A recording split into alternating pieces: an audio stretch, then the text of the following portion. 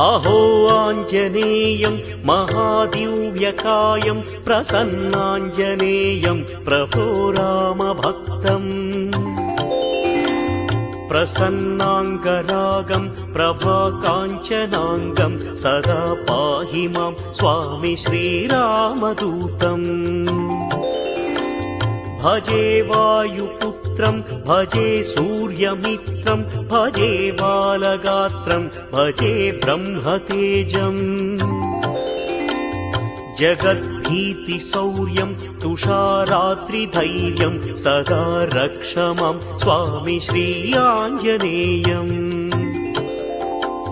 तृणीभूतहेतुम् रणोद्यद्विभूतम् भजे सन्ततम् रामभूपालदासम्